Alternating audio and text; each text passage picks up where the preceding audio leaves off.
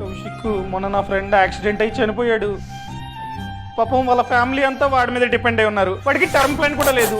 ఎవరైనా 10 లక్షలు వాళ్ళ ఫ్యామిలీకి ఆర్థిక సహాయం చేస్తే బాగుండు.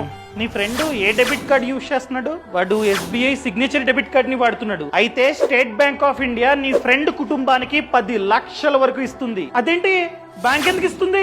చూడు, నీ ఫ్రెండ్ కే కాదు, డెబిట్ కార్డు ఉన్న ప్రతి ఒక్కరికి ఫ్రీ ఇన్సూరెన్స్ ఉంటుందన్నమాట. ఒక్క రూపాయి కూడా మనమైతే కట్టాల్సిన అవసరం లేదు. ఒక్కో కార్డు ఒక్కో కవరేజ్ ని ఆఫర్ చేస్తూ ఉంటుంది. కొన్ని కార్డ్స్ అయితే 2 lakhs, కొన్ని కార్డ్స్ 5 lakhs, కొన్ని కార్డ్స్ వచ్చేసి నీ ఫ్రెండ్ లాగా 10 lakhs వరకు ఇన్సూరెన్స్ ని ఆఫర్ చేస్తూ ఉంటాయి. ఇది యాక్సిడెంటల్ ఇన్సూరెన్స్. పొరపాటున అకౌంట్ హోల్డర్ యాక్సిడెంట్ అయ్యి చనిపోతే ఆ బ్యాంకు ఆ కవరేజ్ ని ఆ కుటుంబానికి ఇస్తుంది. అర్థమైందా? అవునా?